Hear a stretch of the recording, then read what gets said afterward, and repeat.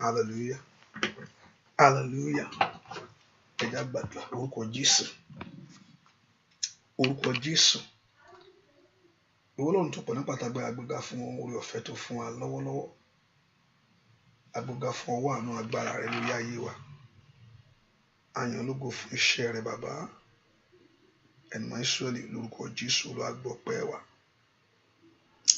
Ìwọ tó pọ̀ ní pàtàkì agbára wa lágbójú wa sókè sí. Wọ́n la bèrè àánú lọ́wọ́ rẹ̀. Wọ́n la tọ̀ wá fún oore ńlá. Wọ́n la tọ̀ wá fún àṣeyọrí. Ẹ̀mọ́ Ísírẹ́lì Olúwa gbọ́ ọpẹ́ wa. Lónìí lórúkọ Jésù Olúwa bá wa pàdé. Olúwa bá wa pàdé. Olúwa bá wa pàdé. Olúwa bá wa pàdé. Olúwa bá wa pàdé. Olúwa bá wa pàdé. Lónìí lórúkọ Jésù Olúwa bá wa pàdé. Ẹ̀mọ́ Ísírẹ́lì Olúwa bá wa pàdé. Lónìí lórúkọ Jésù Olúwa bá wa pàdé. Olúwa bá wa pàdé. Lónìí Olúwa nawọ́ agbára rẹ̀. Olúwa nawọ́ agbára rẹ̀. Ẹ̀mọ́ nawọ́ agbára rẹ̀. Ẹ̀mọ́ nawọ́ agbára rẹ̀. Ṣìyanu ńlá. Ṣìyanu ńlá bàbá. Ṣìyanu ńlá. Ṣìyanu ńlá bàbá. Mo ní kó ṣìyanu ńlá. Ṣìyanu ńlá bàbá. A ó sì máa gbé ọ̀gá. A ó sì máa yìn ọ́ lógo. Láì lórúkọ Jésù Kristi. Olúwa tó gbà wá. Àmín. Ọlọ́run nú ọkàn rẹ bẹ́ẹ̀ kó bẹ̀rẹ̀ sí Jésù yìí lógo. Bẹ́ẹ̀ kó gbéga fún oore ọ̀fẹ́ tó fún ọ. Àtànú tó rí gbà lọ́wọ́ rẹ̀ sẹ́. Dúpẹ́ lọ́wọ́ Jésù. Dúpẹ́ lọ́wọ́ Jésù yìí. Dúpẹ́ lọ́wọ́ Ọlọ́run tó pọ̀ ní pàtàgbára. Dúpẹ́ lọ́wọ́ ẹni tó ṣẹ̀dá rẹ̀ sẹ́. Dúpẹ́ lọ́wọ́ rẹ̀. Olúwa ṣeun. Olúwa ṣeun. Olúwa ṣeun lórí ilé mi. Olúwa ṣeun lórí iṣẹ́ mi. Olúwa ṣeun lórí ọ̀nà mi gbogbo. Ó ga fún oore ọ̀fẹ́. Ó ga fún àánú. Ó ga fún oore ọ̀fẹ́. Ó ga fún àánú. Mo yìn ọ́ lógo. Ó ga fún àánú. Mo yìn ọ́ lógo. Mo gbé ọ ga sẹ́. Mo ga fún oore ọ̀fẹ́ ńlá. Fún àánú tó pọ̀ bí iyanrìn lórí ayé wa. Mo ga fún ọwọ́ ògo rẹ̀. Ọwọ́ agbára rẹ̀. Mo gbé ọ ga sẹ́. Olùgbàlà máa ṣeun. Ẹ ká dúpẹ́ lọ́wọ́ Ọlọ́run yìí fún oore ńlá tó ṣe lórí ayé rẹ. Ọba tó pọ̀ ọmọ tó dá ọ sí, ọba tí òjòjú tì ọ́. Òun náà mo fẹ́ kó gbé ga sẹ́. Olúwo mà ṣeun, Olúwo mà ṣeun, Olúwo mà ṣeun, Olúwo mà ṣeun, Olúwo mà ṣeun. Dúpẹ́ lọ́wọ́ Ọlọ́run yìí. Jésù ó ṣe, Jésù ó ṣe, Jésù ó ṣe, Jésù ó ṣe fún oore ìgbàlà, Jésù ó ṣe fún oore ìwòsàn, Jésù ó ṣe. Olúwo ó ṣeun fún oore ọ̀fẹ́ tó fún mi sẹ́, fún oore ọ̀fẹ́ àánú ìwọ Ọlọ́run, fún oore agbára rẹ. Dúpẹ́ lọ́wọ́ Ọlọ́run yìí pé Jésù ó ṣe, mo yàn ọ́, mo gbé ọ ga, mo gbé ọ ga, mo gbé ọ ga fọwọ́ agbára ìwọ Ọlọ́run, mo gbé ọ ga fọwọ́ ògo ìwọ Ọlọ́run, mo gbé ọ ga fọwọ́ ìwà ìwọ Ọlọ́run, mo gbé ọ ga wọ́n tó ń bá àwọn tiẹ̀ láṣẹ. Dúpẹ́ lọ́wọ́ Jésù yìí. Olúwo mà ṣeun, Olúwo mà ṣeun, Olúwo mà ṣeun fún oore ọ̀fẹ́ agbára rẹ, fún oore ọ̀fẹ́ àánú ìwọ Ọlọ́run lórí ayé wa sẹ́, lórí ayé ọmọ wa, gbogbo ọ̀nà rẹ. A dúpẹ́ fún oore ọ̀fẹ́ ìwọ Ọlọ́run lórí ayé wa. Dúpẹ́ lọ́wọ́ Jésù yìí. Olúwo mà ṣeun, Olúwo mà ṣeun, Olúwo mà ṣeun. Dúpẹ́ lọ́wọ́ Ọlọ́run yìí kó ṣe lórí ayé rẹ ni. Bàbá mo mà ṣe, bàbá mo mà yàn ọ́, bàbá mo gbé ọ ga. Ó bá dúpẹ́ lọ́wọ́ Ọlọ́run yìí kó fi gbogbo ògo fún. Ó bá dúpẹ́ lọ́wọ́ Ọlọ́run yìí kó fi gbogbo ọlá fún. Dúpẹ́ lọ́wọ́ Jésù kó mà ṣeun. Jésù ó ṣe, Jésù ó ṣe. Ó ṣe bàbá mi, mo dúpẹ́ lọ́wọ́ rẹ. Ó ṣe o. Ó ṣe bàbá mi, mo dúpẹ́ lọ́wọ́ rẹ. Ó ṣe o. Ó ṣe bàbá mi, dúpẹ́ lọ́wọ́ rẹ. Ó ṣe o. Ó ṣe ẹni tó tóbi jù bàbá, mo dúpẹ́ lọ́wọ́ rẹ. Ó ṣe o. Ó ṣe bàbá mi, dúpẹ́ lọ́wọ́ rẹ. Ó ṣe o. Ó ṣe bàbá mi, mo dúpẹ́ lọ́wọ́ rẹ. Ó ṣe o. Ó ṣe bàbá mi, mo dúpẹ́ lọ́wọ́ rẹ. Ó ṣe o. Ó ṣe bàbá mi, mo dúpẹ́ lọ́wọ́ rẹ. Ó ṣe o. Ó ṣe bàbá mi, mo dúpẹ́ lọ́wọ́ rẹ. Ó ṣe o. Ó ṣe bàbá mi, mo dúpẹ́ lọ́wọ́ rẹ. Ó ṣe o. Ó ṣe bàbá mi, dúpẹ́ lọ́wọ́ rẹ. Ó ṣe o. Ó ṣe bàbá mi, mo dúpẹ́ lọ́wọ́ rẹ. Kábíyèsí ó ṣe o. Ó ṣe bàbá mi, mo dúpẹ́ lọ́wọ́ rẹ. Ó ṣe o. Dúpẹ́ bàbá. Ó ṣe bàbá mi, mo dúpẹ́ lọ́wọ́ rẹ. Ó ṣe o. Óyá óyá ò ní kárí Olúwa, ilẹ̀ aṣú ilẹ̀ àmọ́. Àtẹ̀lé ilẹ̀ aṣú ilẹ̀ àmọ́.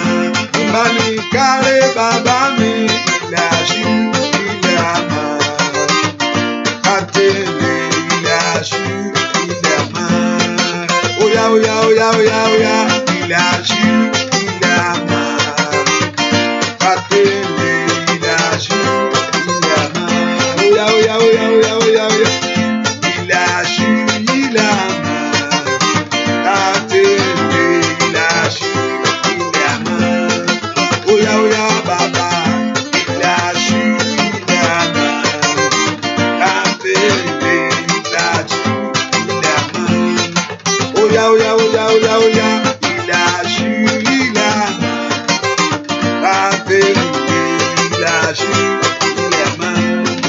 ọlọ́run alàìṣẹ́. Ilẹ̀ aṣú ilẹ̀ àmọ́ láti ńlẹ̀ ilẹ̀ aṣú ilẹ̀ àmọ́. Óyá óyá óyá ilẹ̀ aṣú ilẹ̀ àmọ́ láti ńlẹ̀ ilẹ̀ aṣú ilẹ̀ àmọ́. Dúpẹ́ lọ́wọ́ ọlọ́run alàìṣẹ́. Ilẹ̀ aṣú ilẹ̀ àmọ́ láti ńlẹ̀ ilẹ̀ aṣú ilẹ̀ àmọ́. Óyá óyá óyá óyá óyá óyá óyá ilẹ̀ aṣú ilẹ̀ àmọ́ láti ńlẹ̀ ilẹ̀ aṣú ilẹ̀ àmọ́. Ilẹ̀ aṣú ilẹ̀ àmọ́ Olódùmarè ilẹ̀ aṣú ilẹ̀ àmọ́. Dúpẹ́ lọ́wọ́ ọlọ́run ọba tó pọ̀ nípa àti agbára, ọba tó fún ọ láǹfààní ńlá, ọba tó fún ọ láǹfààní, ọba tó fún ọ ní àǹfààní. Dúpẹ́ lọ́wọ́ ọlọ́run fún orí ọ̀fẹ́, bí ọ fún àánú ńlá tó rí gbàṣẹ́. Olúwo mà ṣeun, Olúwo mà ṣeun. Wọ́n tó pọ̀ nípa àti agbára, wọ́n tó ní ayé mi lọ́wọ́, mo gbé ọ̀gá o. Bọ́lọ́run dúpẹ́ lọ́wọ́ Jésù yìí, ẹ kó fi gbogbo ògo àtọ́lá fúnṣẹ́. Ọba tó ní ìbẹ̀rẹ̀ àtòhun gbogbo, ọba tó jẹ́ agbára fún ọ, ọba tó jẹ́ ìyìn fún ọ, ọba tó jẹ́ agbára fún ọ, ọba tó jẹ́ ògo fún ọ. Dúpẹ́ lọ́wọ́ ọlọ́run. Jésù mà ṣeun, Jésù mà ṣeun, Jésù mà ṣeun. Dúpẹ́ lọ́wọ́ ọlọ́run alààyè yìí, dúpẹ́ lọ́wọ́ Jésù yìí. Olúwo ṣeun, ìwọ tó pọ̀ nípa àti agbára. Olúwo mà ṣeun, ìwọ tó ní gbogbo agbára lọ́wọ́. Olúwo ṣeun. Dúpẹ́ lọ́wọ́ Jésù yìí. Jésù ṣeun fún orí ọ̀fẹ́ ńlá, fún àǹfààní tó fún wa. Mo gbé ọ̀gá fún ọwọ́ àánú rẹ ní lórí ayé mi. Dúpẹ́ lọ́wọ́ rẹ̀ sẹ́. Bàbá o mà ṣe o. Bàbá mo yìn ọ́. Gbọ́ àdúrà lórúkọ Jésù Kristi, Olúwa àti olùgbàlà wa. Mo fẹ́ kó sọ fún ọlọ́run gbogbo ẹ̀ṣẹ̀ mi pátá, Olúwa dáríjì. Gbogbo àṣídé mi gbogbo, Olúwa dáríjì. Sọ fún ọlọ́run kó dárí gbogbo ẹ̀ṣẹ̀ rẹ jì ẹ́. Olúwa dárí àṣídé mi jì mí. Olúwa fẹ̀jẹ̀ ńlá rẹ wẹ̀ mí. Olúwa dárí àṣídé mi jì mí. Olúwa fẹ̀jẹ̀ ńlá rẹ tú mi ṣí. Olúwa dárí àṣídé mi jì mí. Olúwa fẹ̀jẹ̀ rẹ wẹ̀ mí. Orúkọ Jésù. Olúwa dárí àṣídé mi jì mí. Olúwa fẹ̀jẹ̀ rẹ wẹ̀ mí. Orúkọ Jésù. Olúwa dárí àṣídé mi jì mí. Olúwa fẹ̀jẹ̀ rẹ wẹ̀ mí. Orúkọ Jésù dáadáa. Màyá taro sátẹ́lẹ̀ bọ́ kó fálẹ̀ abó. Orúkọ Jésù. Olúwa dárí ẹ̀ṣẹ̀ mi jì mí. Olúwa dárí ẹ̀ṣẹ̀ mi jì mí. Orúkọ Jésù. Olúwa kó dáríjì gbogbo àṣírí mi gbogbo, gbogbo ẹ̀ṣẹ̀ mi gbogbo. Orúkọ Jésù. Olúwa dáríjì, Olúwa dáríjì, Olúwa dáríjì gbogbo àṣírí mi gbogbo. Ẹ̀mí mọ́ dáríjì, Olúwa dáríjì gbogbo ẹ̀ṣẹ̀ mi pátá. Olúwa dáríjì. Olúwa wẹ̀ mí nínú ẹ̀jẹ̀ rẹ̀. Orúkọ Jésù. Olúwa kó wẹ̀ ọ́. Olúwa wẹ̀ mí ní orúkọ Jésù. Olúwa wẹ̀ mí. Olúwa fi ẹ̀jẹ̀ rẹ̀ wẹ̀ mí. Olúwa fẹ̀jẹ̀ rẹ̀ wẹ̀ ayé mi. Olúwa fẹ̀jẹ̀ rẹ̀ wẹ̀ mí. Orúkọ Jésù. Kí ẹ̀jẹ̀ Jésù kó wẹ̀ ọ́ lọ́wọ́lọ́wọ́. Kí ẹ̀jẹ̀ Jésù kó tú ayé rẹ ṣe. Olúwa wẹ̀ mí ní orúkọ Jésù. Olúwa fẹ̀jẹ̀ rẹ̀ tú ayé mi ṣe. Olúwa wẹ̀ mí. Olúwa fẹ̀jẹ̀ rẹ̀ tú mi ṣe lónìí. Olúwa wẹ̀ mí. Orúkọ Jésù kó wẹ̀ ọ́. Olúwa kó fi ẹ̀jẹ̀ ńlá rẹ̀ tú ọ ṣe. Olúwa fẹ̀jẹ̀ ńlá rẹ̀ tú mi ṣe. Olúwa fẹ̀jẹ̀ ńlá rẹ̀ tú ayé mi ṣe. Olúwa fẹ̀jẹ̀ ńlá rẹ̀ tú mi ṣe. Orúkọ Jésù. Olúwa fẹ̀jẹ̀ ńlá rẹ̀ tú mi ṣe. Olúwa fẹ̀jẹ̀ ńlá rẹ̀ tú mi ṣe. Orúkọ Jésù dáadáa. Olúwa fẹ̀jẹ̀ ńlá rẹ̀ tú mi ṣe. Olúwa fẹ̀jẹ̀ ńlá rẹ̀ wẹ̀ mí. Orúkọ Jésù kó wẹ̀ gbogbo ègún, kó wẹ̀ gbogbo èpè dànù. Gbogbo ègún, gbogbo èpè. Olúwa wẹ̀ ẹ́. Orúkọ Jésù bí tó wà sẹ́. Olúwa wẹ̀ gbogbo ègún. Olúwa wẹ̀ gbogbo èpè. Ègún lórí ayé mi. Olúwa wẹ̀ ẹ́. Lórúkọ Olúwa wẹ̀ ẹ́. Olúwa fẹ̀jẹ̀ rẹ̀ wẹ̀ ẹ́.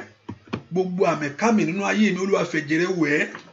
Orúkọ Jésù. Olúwa kó fi ẹ̀jẹ̀ ńlá rẹ̀ wẹ̀ ọ́. Ọlọ́run fi ẹ̀jẹ̀ rẹ̀ wẹ̀ mí. Olúwa fẹ̀jẹ̀ rẹ̀ wẹ̀ mí. Gbọ́ àdúrà lórúkọ Jésù Kristi. Olúwa wá orúkọ Jésù. Olúwa sàmì ńlá sí mi lára. Àmì ńlá rẹ̀ Olúwa sà sí mi lára. Orúkọ Jésù Olúwa sàmì rẹ̀ sí mi lára. Olúwa sà sí mi lára. Olúwa sà sí mi lára. Orúkọ Jésù dáadáa. Olúwa sàmì rẹ̀ sí mi lára. Orúkọ Jésù. Olúwa sàmì sí mi lára. Olúwa sàmì rẹ̀ sí mi lára. Àmì ńlá rẹ̀ Olúwa sà. Orúkọ Jésù dáadáa. Olúwa sà. Orúkọ Jésù Olúwa sà. Àmì ògo rẹ̀ Olúwa sà. Àmì ẹwà rẹ̀ Olúwa sà. Orúkọ Jésù Olúwa kó sàmì rẹ̀ sí alára lọ́wọ́lọ́wọ́. Orúkọ Jésù Olúwa sàmì rẹ̀ sí mi lára.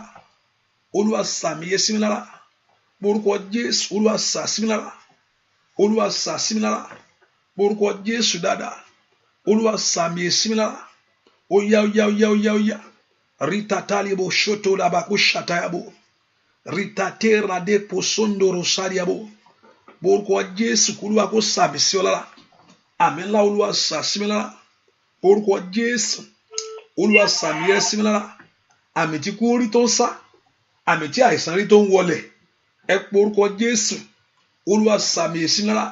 Father, put your mark on me. Ẹ pé orúkọ Jésù sàmì rẹ̀ sí mi lára bàbá. Let God mark you for something great. Ẹ pé orúkọ Jésù dáadáa. Ask the Lord to mark you for something great. Olúwa sàmì sí mi lára. Gbogbo àmì ọ̀tá Olúwa parẹ́. Gbogbo àmì àṣetì Olúwa mú kúrò. Gbogbo àmì àmọ̀bọ́ Olúwa mú kúrò. Ask the Lord to remove every evil mark from your life right now. Orúkọ Jésù dáadáa. My Lord and my Father. Olúwa pa àmì rẹ̀. Gbogbo àmì ọ̀tá. Every mark of enemy in my life. Every mark of enemy in my home. Every mark that is not of God. Gbogbo àmì tí ò ń ṣe ti Ọlọ́run. Orúkọ Jésù Olúwa kó parẹ́. Gbogbo àmì tí ò ń ṣe ti Ọlọ́run nínú ayé rẹ̀. Olúwa parẹ́. Gbogbo àmì kámì. Gbogbo àmì ìtìjú. Gbogbo àmì ẹ̀gàn. Gbogbo àmì àṣetì. Gbogbo àmì gbèsè. Orúkọ Jésù. Gbogbo àmì àmúbọ́. Lórúkọ Jésù. Olúwa parẹ́. Olúwa parẹ́. Olúwa parẹ́. Gbọ́ àdúrà lórúkọ Jésù Kristi. Olúwa wa ẹnìkan mo fẹ́ kó gbàdúrà. Mo fẹ́ kó wo bí ọrùn ẹ dáadáa. Ibi ọrùn ẹ. Mo fẹ́ kó ibi ọrùn ẹ. Ọrùn ẹ. Mo fẹ́ kó ọrùn ẹ. Ok. Wo bí ọrùn ẹ dáadáa. Wo bí ọrùn yẹn. Wò ó. Bí ó ń yẹ ọ díẹ̀díẹ̀ mo yẹn ń sọ̀rọ̀ yìí. Ohun tí ò sí ń bẹ̀ tẹ́tẹ́lẹ̀. Mi sọ pé pa pimples o. Ok, pimples kò sí ń bẹ̀ ó lè yọjú. Ìyẹn kọ́ mò ń sọ. Wò dáadáa. Wò dáadáa. Wò dáadáa. Wò dá wọ́n bí ọrùn ẹ dáadáa. Ẹ pé orúkọ Jésù. Ìwọ náà mọ̀. Ohun tí mò ń sọ yẹ. Ìwọ náà sì mọ̀ pé o mọ̀ ẹni tó wà ń bẹ̀ yìí kò sí ń bẹ̀ tẹ́lẹ̀. Wò dáadáa. Wò dáadáa. Wò. Ẹ pé orúkọ Jésù dáadáa. Ọlọ́run pa gbogbo àmì rẹ̀ nínú ayé mi. Àmì ọ̀tá mi yóò farasin. That mean kò ní hàn. A máa ṣẹlẹ̀ nínú ayé yẹn. There will be some mark, hidden mark in life. Gbogbo àmì mi á fara hàn. Ẹ pé wàá mọ̀ pé nǹkan kan wà lára rẹ̀. Ẹ pé orúkọ Jésù. Olúwa pa àmì ọ̀tá rẹ̀ lára mi. Ẹ̀jẹ̀ Jésù bá mú àmì ọ̀tá kúrò. Olúwa parẹ́ gbogbo tó farapamọ́ sí mi lára. Gbogbo tó farapamọ́ sí mi lára. Gbogbo tó farapamọ́ sí mi lára. Olúwa parẹ́. Orúkọ Jésù. Gbogbo tó farapamọ́ sí ọ lára lọ́wọ́lọ́wọ́. Whatever that be hidden in your body. Ẹ pé orúkọ Jésù dáadáa. Gbogbo tó farapamọ́ sí mi lára. Mayado sondo rusata laboko fala ko shatayabo. Gbogbo tó farapamọ́ sí mi lára. Olúwa parẹ́. Orúkọ Jésù. Olúwa parẹ́. Orúkọ Jésù dáadáa. Olúwa parẹ́. Gbogbo tó farapamọ́ sí mi lára. Olúwa parẹ́. Orúkọ Jésù dáadáa. Olúwa parẹ́. Gbogbo tó farapamọ́ sí mi lára. Ẹ̀mọ́ lórúkọ Jésù. Ó yá parẹ́. Orúkọ Jésù. Olúwa parẹ́. Orúkọ gbogbo tó farapamọ́ sí ara mi lára. Olúwa parẹ́. Borúkọ Jésù. Olúwa parẹ́. Borúkọ Jésù dáadáa. Olúwa parẹ́. Borúkọ Jésù. Olúwa parẹ́. Gbogbo tó farapamọ́ sí lára. Ẹ̀mọ́ lọ́wọ́lọ́wọ́. Ó yá parẹ́ o. Borúkọ Jésù. Ó yá parẹ́. Borúkọ Jésù. Olúwa parẹ́. Ó yá gbàdúrà. Gbogbo tó farapamọ́ sí mi lára. Ó yá parẹ́ bàbá. Borúkọ Jésù. Ó yá parẹ́. Sọ fún Jésù dáadáa. Gbogbo tó farapamọ́ sí mi lára. Ẹ̀mọ́ parẹ́. Borúkọ Jésù. Níbi tó wà sẹ́. Ó yá gbogbo tó farapamọ́ sí mi lára. Ó yá parẹ́.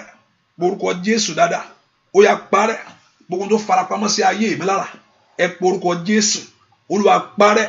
Gbogbo tó farapamọ́ sí ayé ọmọ mi lára. Ní orúkọ Jésù. Gbogbo àlejò kálejò. Bí ẹni sọ pé àyà yóò pa wọn. Ó sì bẹ̀rù jáde nínú kọ́lọ́fín wọn.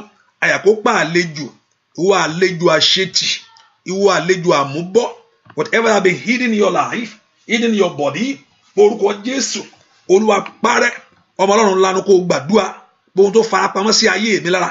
Èyí tó farapamọ́ sí ìrìn àjò lára. Ó yá níbo ló wà. Orúkọ Jésù. Ó yá parẹ́ bàbá. Orúkọ Jésù. Ó yá. Ó yá jáde. Gbogbo àlejò àṣetì. Gbogbo àlejò àmúbọ́. Èyí tó farapamọ́ sí ayé mi lára. Ask the Lord to remove them. Gbogbo tó farapamọ́ sí ọ lára lọ́wọ́lọ́wọ́. Ní orúkọ Jésù. Gbogbo tó fi ayé rẹ ṣẹlẹ̀. Gbogbo tó fi ayé ọmọ rẹ ṣẹlẹ̀. Gbogbo tó lòdì sí ìṣerere. Gbogbo tó lòdì sí ìgbéga. Gbogbo tó lòdì sí ìbùkún. Èyí tó farapamọ́ sí mi lára. Gbogbo ọwọ́kọ́wọ́. Gbogbo ohunkóhun. Gbogbo ètekéte. Gbogbo àbákábà. Ní orúkọ Jésù. Mayade abo ṣàtìyàbò. Ó yá. Gbogbo tó farapamọ́ sí mi lára. Ó yá lórúkọ Jésù. Ó yá parẹ́. Ó yá parẹ́. Ó yá parẹ́. Ó yá parẹ́. Ó yá parẹ́. Ó yá parẹ́. Ó yá parẹ́. Ó yá parẹ́. Ó yá parẹ́. Ó yá parẹ́. Ó yá parẹ́. Ó yá parẹ́. Ó yá parẹ́. Ní orúkọ Jésù. Gbogbo tó farapamọ́ sí mi lára. Ní orúkọ Jésù. Gbogbo tó farapamọ́ sí mi lára. Ẹ má parẹ́. Orúkọ Jésù dáadáa. Ó yá parẹ́. Gbọ́ àdúrà lórúkọ Jésù Kristi. Olúwa wá ẹ pé orúkọ Jésù. Olúwa mú gbogbo àmì èyí tí ayé fi sí ayé mi. Ọ̀pọ̀lọpọ̀ àmì ló ń jà lógún. Gbogbo àmì mo ń bẹ́ nìkan sọ̀rọ̀ lọ́wọ́ mo yẹn ń sọ̀rọ̀ ní o. Àmì ọ̀tá ló ń jà ayé rẹ lógún. Àmì ọ̀tá ló ń jà ayé rẹ lógún. Ẹnìkan mo ń báwí o. No ṣáìdà wárí kárí pàwọ́rì ṣáìdì káríà. Ẹnìkan gbọ́ dáadáa gbọ́ mi. Ibi tó o sùn sí téèyàn dá ọ kọjá. Ẹnìkan mo ń bẹ wí o. Ibi tó o sùn sí, o sùn sílẹ̀ lẹ̀. Téèyàn dá èèyàn, ẹni tó dá ẹ kọjá yìí tó kọjá kò kọjá lásán. Mo ń bẹ nìkan wí, mo ń bẹ sọ̀rọ̀. Mo ní ibi tó o sùn sí, kéèyàn sùn sílẹ̀ lẹ̀. Kéèyàn dẹ̀ kó forí ẹ̀ kọjá. Gbogbo iṣẹ́ òkùnkùn lára rẹ kó bàjẹ́. Mo ń bá ọ wí. Gbogbo iṣẹ́ òkùnkùn lára rẹ kó bàjẹ́. Gbogbo iṣẹ́ òkùnkùn lára rẹ kó bàjẹ́. Gbogbo iṣẹ́ òkùnkùn lára rẹ kó bàjẹ́. Gbogbo iṣẹ́ òkùnkùn lára rẹ mo ní kó bàjẹ́. Gbogbo iṣẹ́ ọ̀tá lára rẹ kó bàjẹ́. O bá ṣàmì dáadáa. O bá ṣe àmì dáadáa. Gbogbo iṣẹ́ òkùnkùn ní ara rẹ lọ́wọ́. Gbogbo tá a ṣe sí ẹ lára. Gbogbo tó wá ń jà ológun. Ní ìlàbò ṣàdíyẹ́bò kò fáró sẹkítàlíà. Rosati kateri kò ṣàdíyẹ́bò. Ẹnikẹ́ni tó bá pè ọ́ lẹ́ni ilẹ̀ láyé. Ní orúkọ Jésù. Ó yẹ pé o ò ní dìde. Ó yá. Gbogbo iṣẹ́ òkùnkùn yẹn kó bàjẹ́. Àní o ò ṣàmì dáadáa. Ṣàmì rẹ. Gbogbo iṣẹ́ òkùnkùn, every works of evil. Gbogbo iṣẹ́ rẹ̀ nú ayé rẹ̀ kó bàjẹ́. Gbogbo iṣẹ́ tá a ṣe sí ẹ lára. Èyí tó fẹ́ sọ ẹ́ di ẹni lẹ́lẹ̀. Tó fẹ́ kó ga láyé. Gbogbo agbá tó ní òní dìde ibi tó wà. Àní porúkọ Jésù. Ẹ̀yin ogun ọ̀run ẹ fà mí dìde. Ẹ fà mí dìde. Gbọ́ àdúrà lórúkọ Jésù Kristi. Olúwa wa ilẹ̀ tó sùn sí yìí. Téèyàn kọjá lórí ẹ̀ yìí. Ó ní ìtumọ̀ tó lágbára nínú ayé rẹ o. Mo ń bọ́ sọ̀rọ̀ ni. Ohun tó bá fogun ìlara nínú ayé rẹ. Ohun tó mú ìlara wá. èyí tó mú ogun jà ọ́, ìlara wá tó mú ogun jà ọ́, tó sọ ọ́ dẹni lẹ́lẹ̀ tí ò fẹ́ kó o dìde. Lórúkọ Jésù iṣẹ́ yìí kó bàjẹ́, iṣẹ́ láyé rẹ kó bàjẹ́, kọ́lọ́run kó fà ẹ́ dìde ibi tó wà. Ibi táyé ló pé wo ṣe máa dúró láyé rẹ nìyẹn. Gbogbo iṣẹ́ òkùnkùn yẹn kó bàjẹ́. Ẹni yìí gbọ́ dáadáa. Dòní ò tí ì lọ́kọ. Ai masaida kórìà usaida kálíà. Ẹni tí mò ń bá wí dòní ò tí ì ní ọkọ, ò lọ́kọ. Dòní ó dẹ̀ ti tó. Ó ti tẹ̀ tí ju ẹni tó yẹ kó lọ́kọ lọ. Dòní ò ní. Mo pa ní àṣẹ lọ́wọ́lọ́wọ́ báyìí ní orúkọ Jésù. Níbi táyé ní kò sùn sí pé bẹ̀rù wà wà. Ai masaida kárí power saida. Lónìí lórúkọ Jésù iṣẹ́ yẹn kó bàjẹ́. Ó yá kó bàjẹ́. Ó yá kó bàjẹ́. Ó yá kó bàjẹ́. Ó yá kó bàjẹ́. Ó yá kó bàjẹ́. Ó yá kó bàjẹ́. Ó yá kó bàjẹ́. Gbogbo iṣẹ́ òkùnkùn bàjẹ́ nínú ayé àwọn èèyàn yìí. Olúwa bàjẹ́. Olúwa bàjẹ́. Olúwa bàjẹ́. Ẹnikẹ́ni tó lóun ó fún ẹni tó bá lóun kó fẹ́ náwó jáde, Olúwa dá ọwọ́ náà padà. Ẹ má dá padà. Olúwa dá padà. Bẹ́ẹ̀ ni ó sì rí láì lórúkọ Jésù Kristi. Olúwa wa ẹ pé orúkọ Jésù. Ẹ̀yin ogun ọ̀run ẹ ṣàánú ayé mi ni. Ẹ jẹ́ n rí ọ̀nà lọ. Ó wà dá kí n rí ọ̀nà láyé. If you don't understand my language, if you're there, let me know quickly, because I know there is no English prayer tonight. So those that don't understand the Yoruba language, if you are there, so I can interpret for you. Oh, I'm sorry, my sister. I just see that you are there. Please, So the Lord should lift you up. Lift your voice and pray and talk to God. That it's time for God to lift you up. The Lord should make a way out for you. A way out. Lord, make my way out for me. Lift your voice. My way out to your place of miracle. You want to go somewhere and you are stuck in a place. In the place that you are stuck, people are just leaving, putting you behind, leaving you behind. They are going there, and you are the one that is there first, and people are leaving you. Hallelujah! They left you behind that place. Today, Ritatali Parosundurayabu. Today, Wotakaya, you will recover and overtake them. Lift your voice and pray. Lord, let me make a way for me, O God. Pourquoi Jason ni satali kalababa shotoyabo. Matoko brande ke teleboko payabo.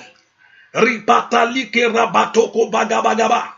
Matoto roshoto le kelebokaba. Ripatoko rabaka telebokaba.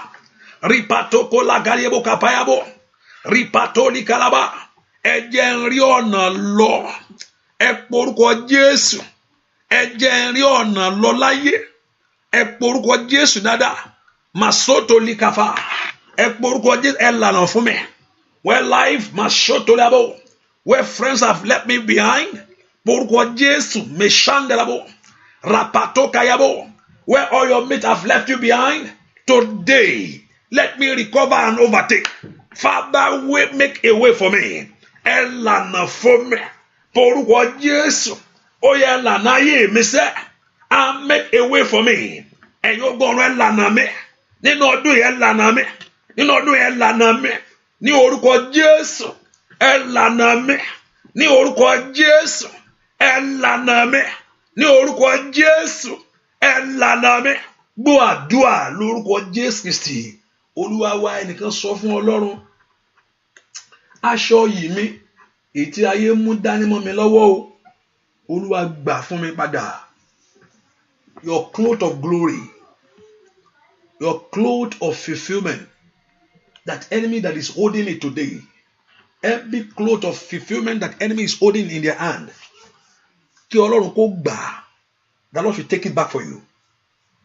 I don't want to go details. Ohun tí mo wò yìí. There's no need for. I don't want to go details on it.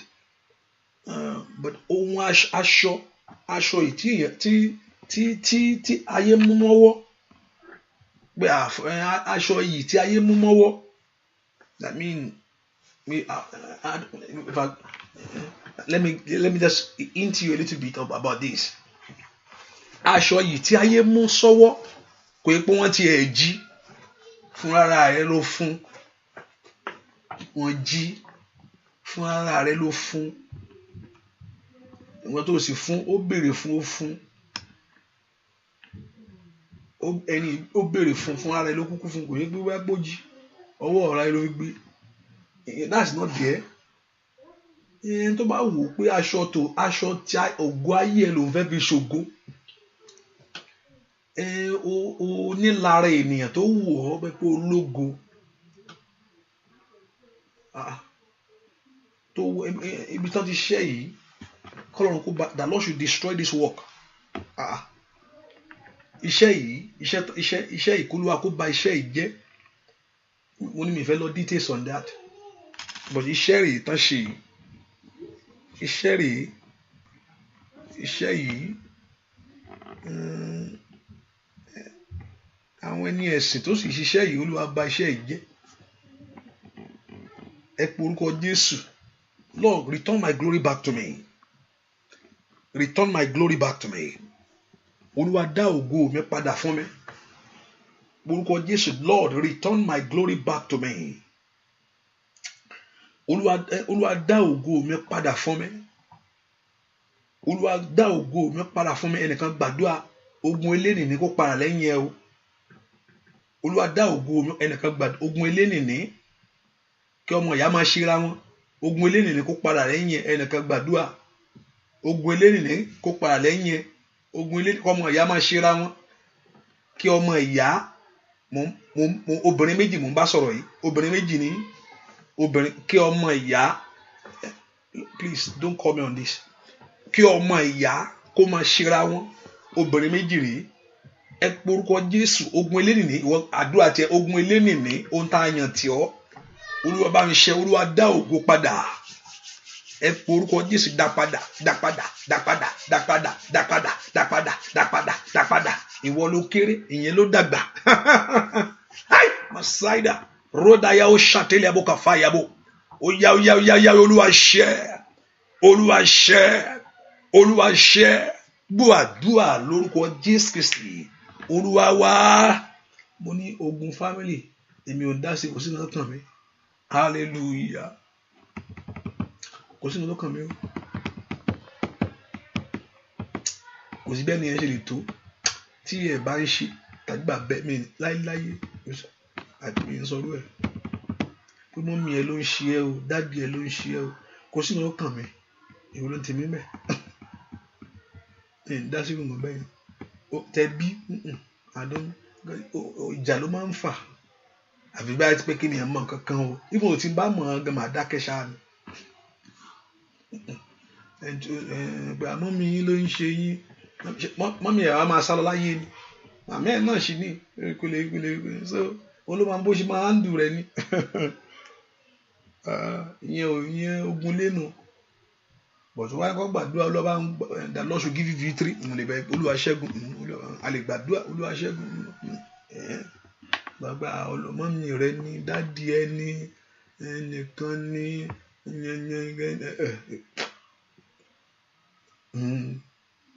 bàjẹ́ màmá rẹ mo jókòó báyìí. Arábìnrin kan kò yẹ pé wọ́n mọ̀ olúwa sì sọ fún mi. Ṣùgbọ́n èmi ò tó ẹrú tí ń sọ. Mi ì tẹ̀ débẹ̀. Mo mọ̀ ní ohun tí mo mọ̀ ní dáadáa, tí mo mọ̀ pé ọwọ́ rèé, ṣùgbọ́n kò ṣeé sọ. Mi ì ní sọ láéláé. Mo kọ̀ lọ́wọ́ gbàdúrà dáadáa. Gbàdúrà, ẹ bá lè gbàdúrà. Kò sí ọkàn mi o. Hallelujah. Mo sọ pé ó take ẹni tó mature, tó ní ìyọ́ Ọlọ́run.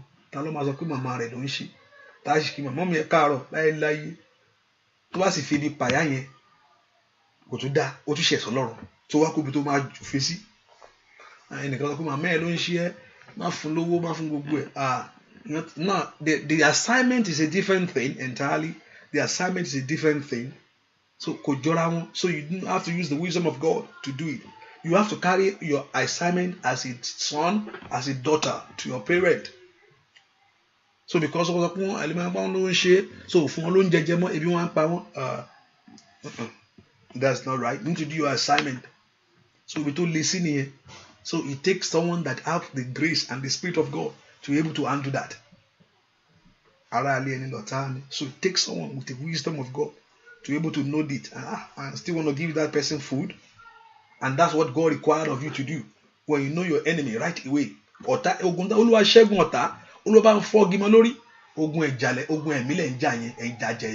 a spiritual battle. But now when God reveals, it's another thing entirely again. You go to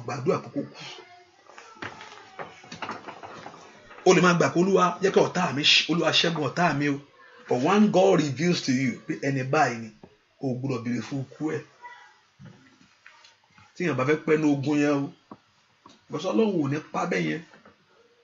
God will not kill the enemy just like that. Ọlọ́run ò ní pa o. Ọlọ́run ò ní pa o. Ọlọ́run ò ní pa. And don't type good details here. I'm sorry. It is me. Ọlọ́run yín lọ́wọ́. Ọba yín ṣẹ́gun. Ẹ porúkọ Jésù. Olúwa ìwọ mo ṣáà sátọ̀ wá bí ààbò. Olúwa ìwọ mo sátọ̀ wá ẹni tó ra ọmọ abẹ́. Mo tún bá ẹnìkan wí báyìí lọ́wọ́lọ́wọ́ báyìí o. Olúwa fà mí lọ́wọ́ bí tán rá mi sí. Olúwa fà mí jáde ẹni tó ra ayé èèyàn máa bẹ́. Olúwa fà mí bí tán rá ayé mi sí ẹni tó fi skẹ́ẹ̀tì bò ọ́ mọ́lẹ̀. Ẹnìkan mò ń bá wí o. Ibi tán rá ọ sí tán fi skẹ́ẹ̀tì bò ayé rẹ mọ́lẹ̀. Olúwa fà mí jáde ibi ààbò ìtìjú rèé àti ibi ààbò ẹ̀gàn. Ọ̀yá lórúkọ Jésù ẹ̀yin ogun ọ̀run ẹ mú mi jáde. Ó yá mo sáwọ̀ tiẹ̀ lọ bàbá. Ẹ mú mi jáde. The Lord should bring you out where enemy have put your life. Lórúkọ Jésù dáadáa. Ó yá ẹ mú mi jáde. Ẹ mú mi jáde. Ẹ mú mi jáde. Ẹ mú mi jáde. Gbọ́ àdúrà lórúkọ Jésù Kristi.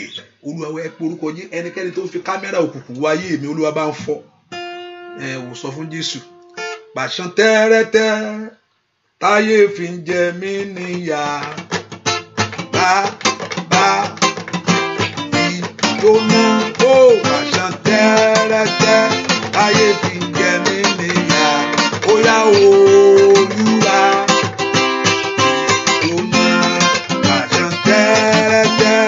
Ayé fi jẹ mí níyà.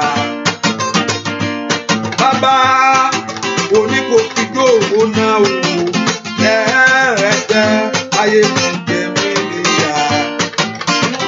Olúwa.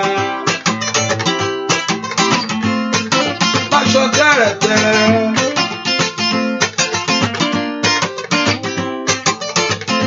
Ẹnìkan gbọ́. Gbogbo Olúwa ní ìtùú lójú. Olúwa ní ìtù lójú. Ìwọ tó bá ti gbọ́ nǹkan yẹn rí tí mo sọ yìí. Olúwa ní ìtù lójú. Ìtù lójú. Ohun tí mo gbọ́ nìyẹn o. Ìtù lójú. Ìtù lójú yìí yóò wá mú ìṣẹ́gun fún ìwọ. Boy, those that don't understand my language, appealing, is it appealing? Or I think is it appealing is something? Is it right word? Is someone is appealing to someone? Right? Is it appealing? Okay, I think maybe that one's right. Can fit to that word. Yeah. I think that's what the assignment you should begin to do. Begin to do it if that's your case. Ìtù lójú.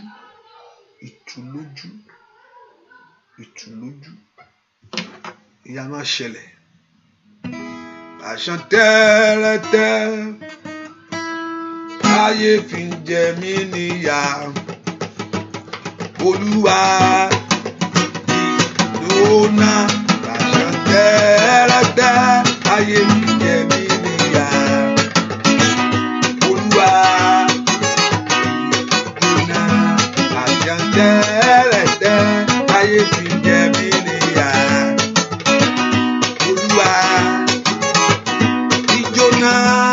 Bàṣọ tẹ́rẹ́tẹ́ láyé fi jẹ mí níyà. Bàbá jẹ́wọ́ agbára rẹ̀, jẹ́wọ́ agbára rẹ̀. Ọlọ́run ìyanu wá jẹ́wọ́ agbára. Óyá óyá ó jẹ́wọ́ agbára rẹ̀, jẹ́wọ́ agbára rẹ̀. Ọlọ́run ìyanu wá jẹ́wọ́ agbára. Jẹ́wọ́ agbára rẹ̀ o, jẹ́wọ́ agbára rẹ̀. Ọlọ́run ìyanu wá jẹ́wọ́ agbára. Óyá óyá jẹ́wọ́ agbára rẹ̀, jẹ́wọ́ agbára rẹ̀. Ọlọ́run ìyanu wá jẹ́wọ́ agbára. Jẹ́wọ́ agbára rẹ̀, jẹ́wọ́ agbára rẹ̀. Ọlọ́run ìyanu wá jẹ́wọ́. Óyá lórúkọ Jésù. Óyá Ọlọ́run ìyanu wá jẹ́wọ́ agbára. Jẹ́wọ́ agbára rẹ̀, jẹ́wọ́ agbára. Óyá óyá wọ Ọlọ́run ìyanu wá jẹ́wọ́ agbára rẹ̀. Ẹ porúkọ Jésù. Olúwa jẹ́wọ́ agbára nínú ayé mi. Manifest your power in my life. Orúkọ Jésù. Olúwa manifest your power in my life. Olúwa jẹ́wọ́ agbára rẹ̀. Orúkọ Jésù. Olúwa jẹ́wọ́ agbára rẹ̀. Orúkọ Jésù. Olúwa jẹ́wọ́ agbára rẹ̀ nínú ayé mi sẹ́. Orúkọ Jésù. Olúwa jẹ́wọ́ agbára rẹ̀. Orúkọ Jésù dáadáa. Olúwa jẹ́wọ́ agbára rẹ̀ nínú ayé mi lọ́wọ́lọ́wọ́. Orúkọ Jésù, the Lord God of heaven, to manifest himself. Orúkọ Jésù sẹ́. Ritatelia katayabo. Ẹ pé orúkọ Jésù. Olúwa jẹ́wọ́ agbára rẹ̀. Mayada babo shatiabo kafa. Orúkọ Jésù. Olúwa jẹ́wọ́ agbára rẹ̀. Ní orúkọ Jésù. Olúwa jẹ́wọ́ agbára rẹ̀. Orúkọ Jésù dáadáa. Ó yá gbàdúrà. Olúwa jẹ́wọ́ agbára rẹ̀ nínú ayé mi ni. Olúwa jẹ́wọ́ agbára rẹ̀ nínú ayé mi ni. Olúwa jẹ́wọ́ agbára rẹ̀ nínú ọ̀nà mi ni. Olúwa jẹ́wọ́ that God should manifest his power to bring you out in the name of Jesus, to bring your life out, to bring your dream out. Orúkọ Jésù. Ẹ̀yin ogun ọ̀run ẹ jẹ́wọ́ agbára ńlá lórí ayé mi bàbá. Ẹ jẹ́wọ́ agbára ńlá. Bú àdúà lórúkọ Jésù Kristi. Olúwa wá. O méjì mò ń wò yìí. Igi àti àwọn tó jókòó tó ń tayò. Abẹ́ igi àti àwọn tó ń jókòó tí wọ́n ń tayò. Igi àtàwọn tó jókòó tí wọ́n ń tayò. 3 and those that are playing like one ludos, not doing ludos. The other one, with the wood. Lábẹ́ igi àwọn tó jókòó tí wọ́n ń tayò. Igi níwájú ilé àwọn tó jókòó tí wọ́n ń tayò.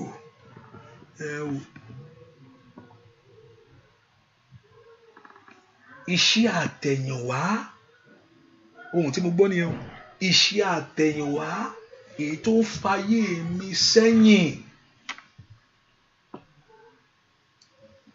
Iṣẹ́ àtẹ̀yìnwá èyí tí ń fayé mi sẹ́yìn.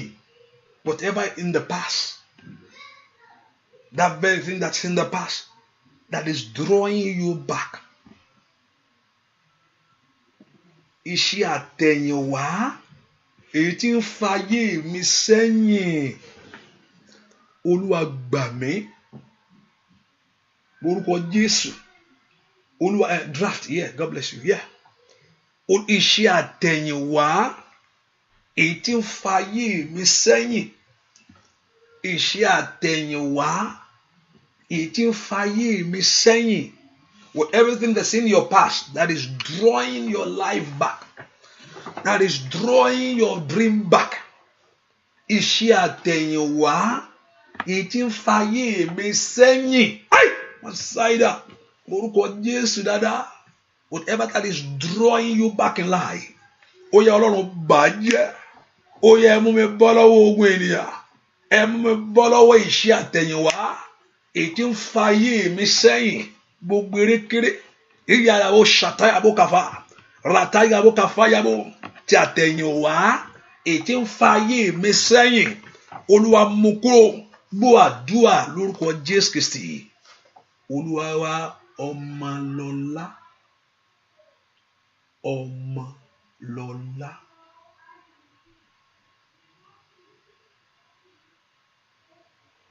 Olúwa yóò ṣàánú fún.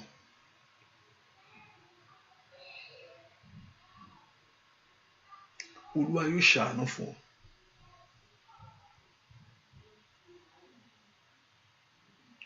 Olúwa yóò ṣàánú fún.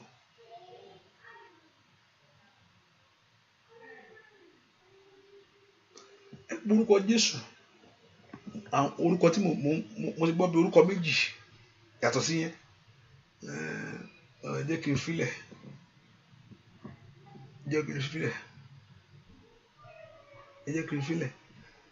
Olúwa jẹ́ kí n rí oore mi ayé mi Lord jẹ́ kí n rí oore ayé mi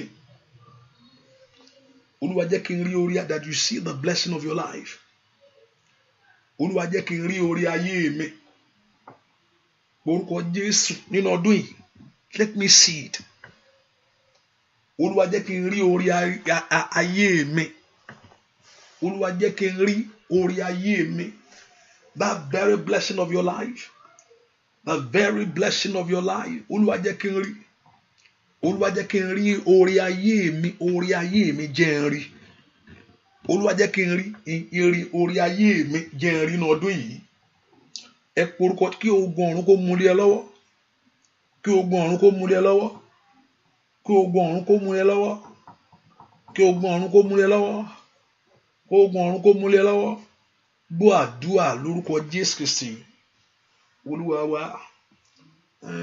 mi ní tánù mo mọ̀ pé kò sí bí mo ṣe lè sọ tí n bá dárúkọ ìlú yìí mo yàtọ̀ naturally torí pé ẹ jẹ́ Yorùbá èèyàn á wá láti bẹ̀ naturally tí n bá sọ pé tí n bá dárúkọ ìlú yìí tí n bá sọ pé Èkó àbá nínú gbogbo àwọn àtàrà ń bì àwọn tó máa wá lẹ́kọ̀ọ́ wà ń bẹ̀ náà ẹ má jà tanra wa àbí okay so naturally tí n bá dárúkọ ìlú yìí èèyàn máa wà ń bẹ̀ èèyàn máa wá láti bẹ̀ 50% chance pé èèyàn máa wá láti bẹ̀ ó máa wà ń bì ṣùgbọ́n mi ò ní sọ lóyún torí pé mo pé màá mú yẹn sẹ́gbẹ̀ẹ́ pé tí n bá sọ pé àìlú báyìí o ṣùgbọ́n wíwá tán ní kó wá yìí ìyẹn ni màá kọ̀ sọ wíwá tán ní kó wá yìí ìyẹn ni màá kọ̀ sọ fún ẹ wíwá yìí tán ní kó wá o ò ní ṣìrìn àjò orin o ò sì ní ṣì lọ ẹni tó ní kó wò ó sùn pé wá ẹni tó wò ó sùn pé wá pé kó wá ìwọ náà máa ń tó ń bá lọ tó o bá kíkí lọ ọ̀rọ̀ ayé rẹ ló ń bá lọ ṣùgbọ́n olú tó ń lọ rèé pé kó wá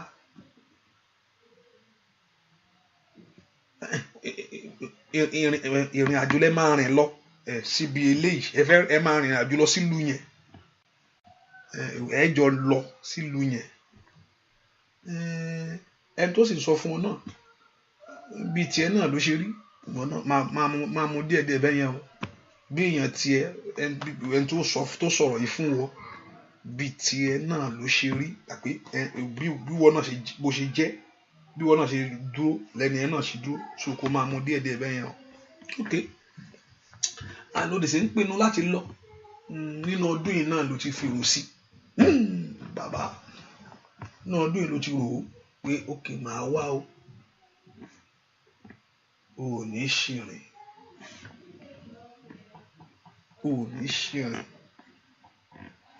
mi ní kẹ́ má rìnrìn àjò ẹ lọ bí tí wọ́n fẹ́ lọ ẹ gbọ́ dáadáa o ẹ má ṣì mí gbọ́ o ẹni tó wá fẹ́ rìnrìn àjò ààbò Jésù dájú lórí ayé ẹ ṣùgbọ́n tó wò tútù jẹ́ pé kọ́rọ̀ rẹ lè níyànjú ni Ọlọ́run yóò bọ̀ ọ̀rìn o ẹ porúkọ Jésù Olúwa má jẹ́ n sáré ká mọ́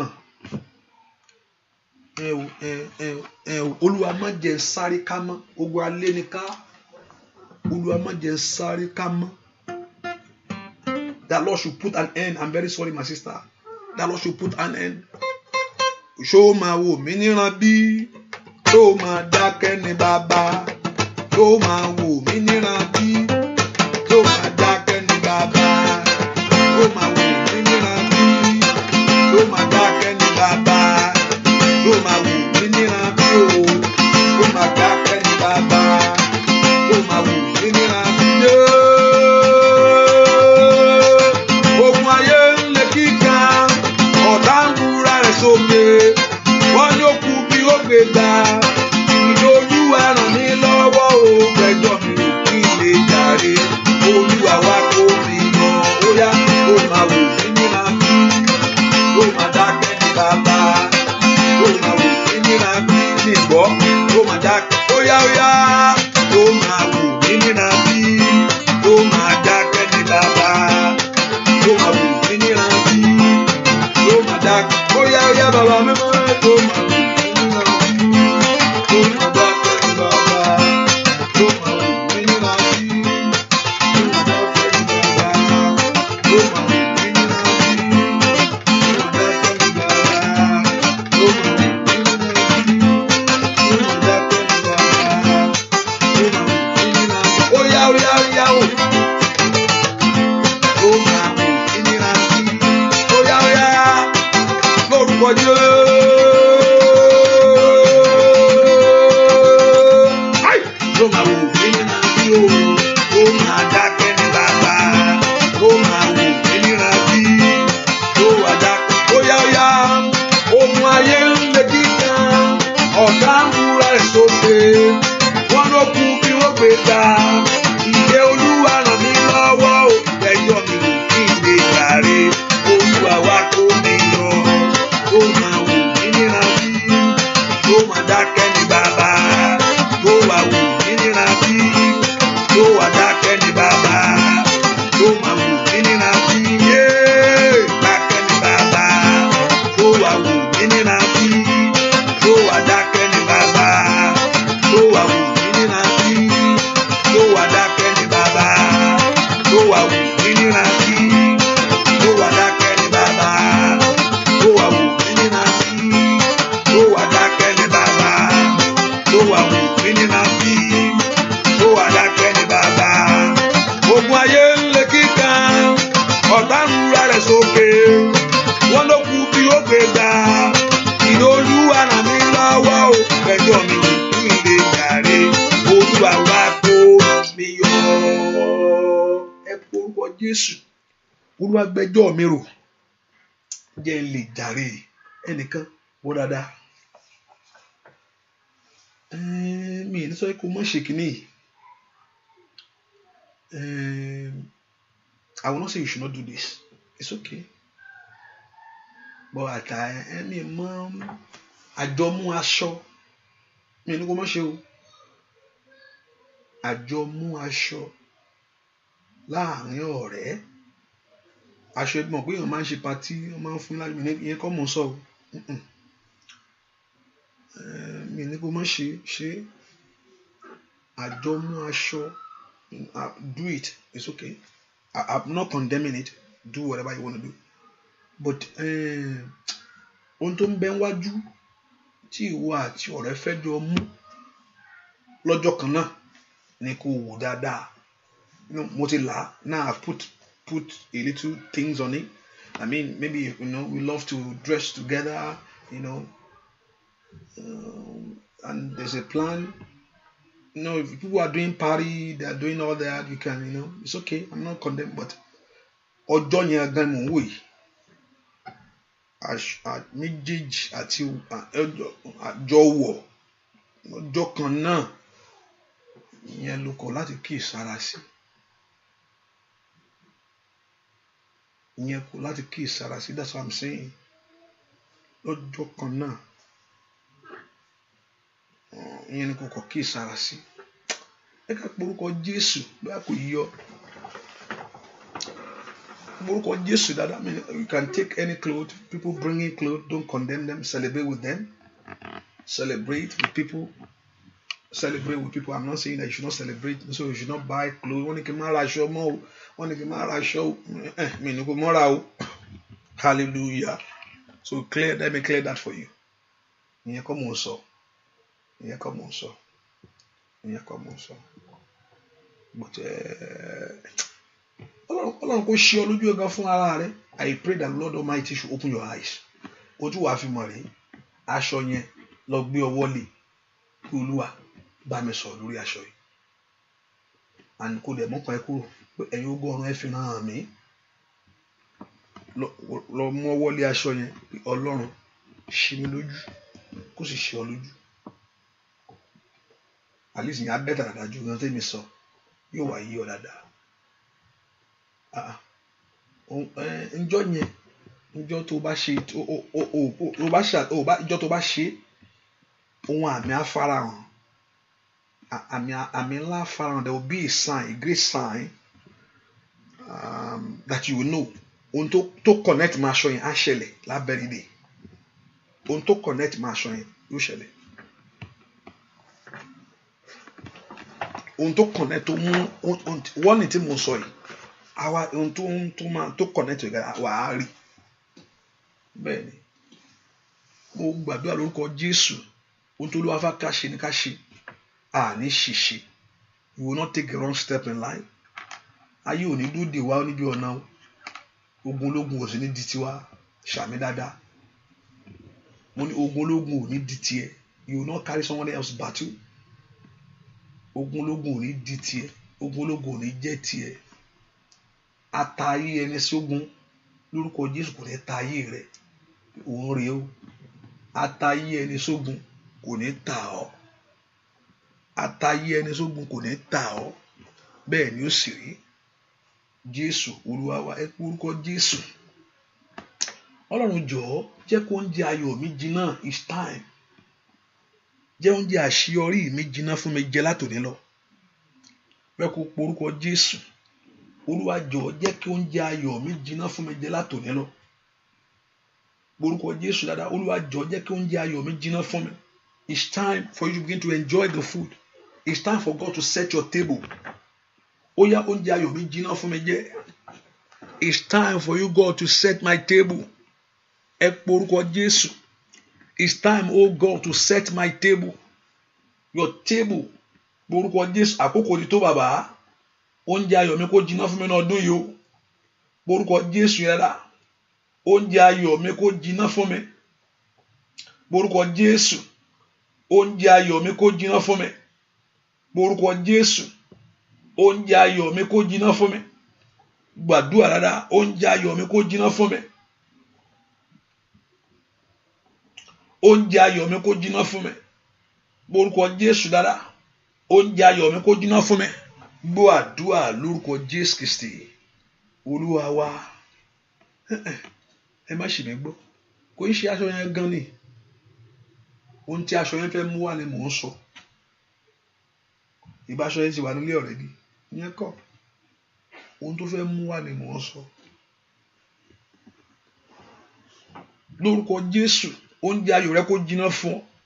Gbọ́ àdúrà lórúkọ Jésù Kristi Olúwa wa. Ẹ jẹ́ ká sọ fún Jésù. Lift up voice and say, Lord, let my life begin to be fruitful. Fruitfulness, power to be fruitful. Lórúkọ Jésù, let it rest upon me. Ẹ porúkọ Jésù. Ó yá jẹ́ kí n ní èso rere. Nínú ọdún Olúwa fún mi ní èso. Remember, hold your fruit in your hand. Mo máa gbàdúrà fún fruit lọ́sẹ̀ yìí. Oúnjẹ ayọ̀ kó jiná fún ọ. You must bring forth your fruit. You must bring forth your fruit. Your life must bring evidence of your greatness. Ní orúkọ Jésù, let my life begin to be fruitful, O God. Ayé mi kó lé èso fún rere. Orúkọ Jésù, ayé mi ní èso fún rere. Ọmọ Ọlọ́run lánàá kó gbàdúrà ní. Ayé mi ní èso fún rere. Orúkọ Jésù, ó di dandan ni o. Ó dandan ni o. Ó dandan ni o. Ó dandan ni o. Ó dandan ni o. Ó dandan ni o. Ó dandan ni gbọ́ àdúrà lórúkọ Jésù Kristi. Olúwa mo gbàdúrà fẹ́nìkan. Ohun tó ti sọnù tẹ́ ń wá yẹn kí Ọlọ́run bá yín wá. Mi sọ nínú ẹ̀mí o. Ohun tó sọnù tẹ́ ń wá kó Olúwa bá yín wá. k'Olúwa kó fi kẹ́ẹ̀rí ohun tó ti sọnù. I'm not saying in the spirit, I'm talking physical thing now. Tẹ̀ ń wá yẹn k'Olúwa bá yín wá, k'Olúwa kó darí yín síbi tó wà gangan, ibi tó wà. The Lord should lead you. That very thing that you are looking for, the Lord God of heaven to lead you there, and let God of heaven locate it for you. In the name of Jesus. Bẹ́ẹ̀ ni ó sì rí. Láì lórúkọ Jésù Kristu lọ́wọ́. Ẹ pé orúkọ Jésù. Ayé mi kó lé èso rere. Ayé mi kó lé èso rere. Ẹ pé orúkọ Jésù dáadáa. Let my life be fruitful. The grace to be fruitful. The power of fruitfulness. Ní orúkọ Jésù ó yá kó bà lé ayé mi. Ìwà ayé mi ní èso fún rere o. Orúkọ Jésù ó dá kí ayé rẹ kó ní èso fún rere. Nínú ọdún yìí ni ìwà ayé mi ní èso fún rere. Ní orúkọ Jésù ìwà ayé mi ní èso fún rere. Gbọ́ àdúrà lórúkọ Jésù Kristi. Olúwa ẹnìkan fẹ́ kí n sọ, Olúwa ní kí n sọ fẹ́ pé kó kíyèsára fún ìjà. Ìjà fẹ́ ṣẹlẹ̀. Olúwa ní pé kó kíyèsára fún.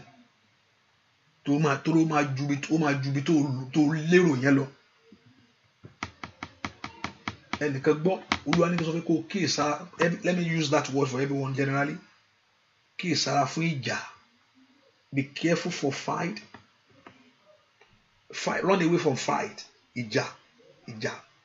Torí yóò ju bí tó lérò lọ. Yóò lọ síbi ogun tí ń tán fàyè ẹni sùn kiri. Run away from it. Kọ́sẹ̀ tó parí ni o. Ni wọ́n á gbé wá. Ìwọ rí agbé padà. Tí ò bá tẹ̀ ṣọ́ra gan yóò ṣẹlẹ̀ lọ́la. Bẹ́ẹ̀ ni mo wí. Tó bá ti wá kọ́ra gbélé pàápàá má gbé o, má gbà á. Èmi lè gba eléyìí. Mo bó lè gbà ra gbélé pàápàá. Torí yóò lead síbi tí wọ́n gan lérò lọ. Bẹ́ẹ̀ ni mo wí fún ọ. Tó bá ti gbé wá kó dá padà pẹ̀lú èébú o. Kó ṣe fẹ́ pé ò gbọ́. Kó ṣe fẹ́ pé ò ń ṣe tiẹ̀. Eléègàn tèmi. Kó ya gbọ́n bàtà rẹ pápá eré. Torí ẹni tó ń bọ̀ yìí pé kó ń fẹ́ dẹkùn yàn lẹ̀ ni. Bí wọ́n ti dẹ nǹkan ẹ fílẹ̀ lọ. Èṣù náà bá fẹ́ mú yàn kankan náà ló fẹ́ mú yàn. Ó bú mi ó sọ̀rọ̀ sí mi ni. Ẹ bá ń jẹ́ yà. Wọ́n dá padà má tẹ̀rí sí o. Má tẹ̀rí sí. Run away from that fight. Run away from it. Run away from it. Run away from fight. Lórúkọ ayé yín kó lé èso rere. Ẹ mú èso yín dání. Hold your fruit in your hand. Ọwọ́ tó bá sí ní èso má wọrí. Wọ́n ṣe ń gbàdúrà sí lọ́sẹ̀ yìí. Ìwọ Ọlọ́run Ísírẹ́lì. Ó ní ìwọ Ọlọ́run ó fún wọn àmì hàn fún ayé àwọn èèyàn yìí. Báwo la ṣe wá máa mọ̀ báyìí? How do we going to know that ohun tó sọ rèé? Nígbà tí ìwọ Ọlọ́run bá fi ara rẹ̀ hàn. Ọlọ́run máa sọ̀rọ̀ lóòótọ́. Ó sì dúró tọ̀rọ̀ rẹ̀. Bí ẹ ṣe bàbá Ọlọ́run sọ̀rọ̀ nìyẹn. Torí ọ̀rọ̀ rẹ̀ kò gbọdọ̀ parọ́. God cannot lie. Ìdí yẹn àfi bàbá Ọlọ́run sọ̀rọ̀ nìyẹn. Nígbà tí ọ̀rọ̀ rẹ̀ tó bá wá sí ìmúṣẹ. Ọlọ́run Ísírẹ́lì olóòfà àwọn àmì àánú ayé àwọn èèyàn yìí. He say you will show that great sign in their life. Ohun tó sọ mo ti sọ fún wọn. Ó yá ṣe ohun tí ìwọ Ọlọ́run fẹ́ ṣe báyìí. Kí ayé kó rí. Mo gbàdúrà lórúkọ Jésù. Olúwa ṣe ìyanu ńlá. Kí ayé kó rí. Ohun àmì ńlá lórúkọ ó yá fi hàn. Ohun alágbára ńlá nínú ayé àwọn èèyàn Olúwa fi hàn. Lórúkọ Jésù Olúwa fi hàn. Let your life begin to be fruitful right now. Fruitfulness in the name of Jesus. The grace to be fruitful in every area. Lórílẹ̀-èdè tó wà yẹn. Lórúkọ Jésù kó bàlẹ̀ ayé ẹ̀. Ilé ọkọ kó bàlẹ̀. Lẹ́nu iṣẹ́, let it rest upon you. The grace to produce your fruit. To bring forth your own fruit. Fún àmì ńlá fún rẹ̀ lórúkọ Jésù kó bàlẹ̀ ọ́. Let that grace rest upon your life. Let that grace rest upon your life. I release that grace upon you. Thank you, everlasting Father.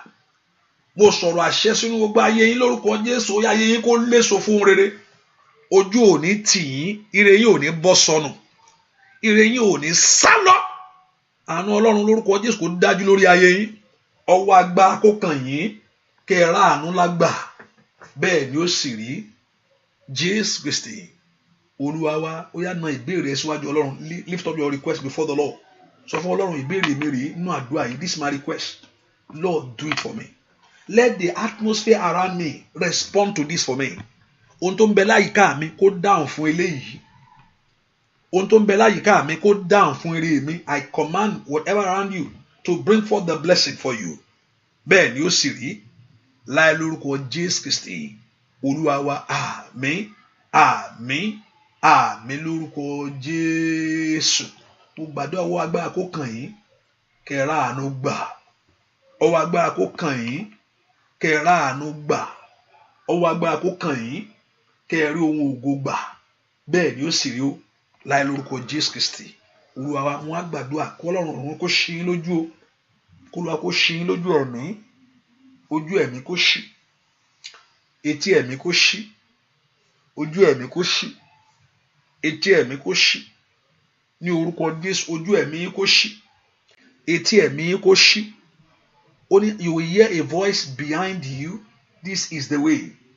Let your spiritual eyes open and your spiritual ear open. Ẹni tí spiritual ear bá ti di tàbí ojú ẹ̀mí ẹ̀ bá ti tó bá ti lọ, kò lè rí nǹkan kan láyé o. Lórúkọ ojú ẹ̀mí kó ṣí. Ojú ẹ̀mí kó ṣí. Etí ẹ̀mí kó ṣí. Kí ẹnu yín kó di àṣẹ agbára. Bẹ́ẹ̀ ni ó sì rí. Láì lórúkọ Jésù Kristi Olúwa wa. Àmín, àmín, àmín lórúkọ Jésù. Hallelujah. Praise the Lord. Let us put in mind that the prayer continue tomorrow by God's grace at by 6 a.m. There's no prayer at 9 o'clock tonight, except them about to Tamia and Kaloko. Hallelujah. Because you know today, Wednesday is a Bible study. And by God's grace, by next week, and I still have some, we have prayer to pray. And by next week, I'll open the line so people can call in. I will give time for that.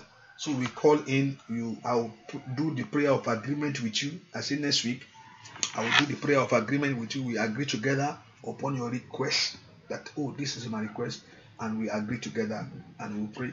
And I pray that Lord Jehovah God will touch you and He will increase you for something great. Let us have faith in God and make sure, let us, people are telling us, share it. Do it.